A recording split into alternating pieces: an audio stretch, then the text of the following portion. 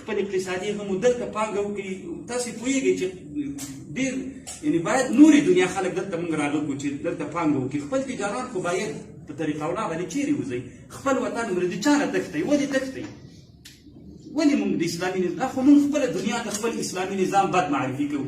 بله ورځ تیارو پسې منډې وهلې دا زموږ د افغانانو دپاره شرم نه ولې قیصاري ونې او ژوندی ونې خوښې نه کړو د ټولو ته او د عفو هم داسې نه ده. تاسې به وایي کېدای شي دا به داسې عفو وي چې دوی ولې منګولې ولګوي بیا کېدای شي د خلکو سرونه کاوه. داسې نه ده. موږ د رسول الله صلی الله علیه وسلم سیرت کتلی. وحشي بن الحرب د حمزه رضی الله عنه سره څه ونه کړل؟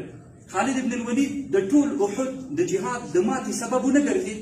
رسول الله صلی الله علیه وسلم چې کله مکې مکرمې ته راغی وحشي بن الحرب هندي هغه 2000 د مشرکینو لوی قمندانانو ته عفو ونه کړله. هغه خالد بن الولید د یرموک فاتح ونه ګرځېده. بیا هغه لوی ابو سفیان چې د ټولو جنګونو قمندان و هغه ابو سفیان دواړه سترګې د الله په لاره کې شهیدانې نه شولې. بیا تاسې خلکو ته اطمینان ورکوئ.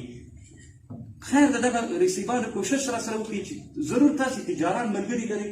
کوشش وکړئ تر حده ډېر کوشش وکړئ نور تجارانو ته ملګري وي. په هر بخش کې ملګري وي. لکه تجارانو سره د علماو تجارانو سره او ډاکټرانو سره د درې بخش خلکو سره د هر چا روابط وي.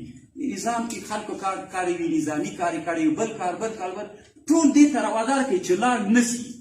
د نظام د بازار کې شر و شور دا تنه د انګیر په ټکانه ده جوړ. اوس بازار ته چې ورسې غوږ ونیسي داسې ودرېږي خر دا تنه انګیر نه ده شروع کړی، دا تنه نجار نه ده کړی، دا تنه د مولا اذان نه ده کړی، دا تنه د باسکیلو د موټرسکیلو د موټرو د فابریکې د بل نه ده. دا ټول راجمع سوي دي. که یو مولا تېر وباسه خو یو اذان دی بیا بازار شر و شور بندېږي؟ نه.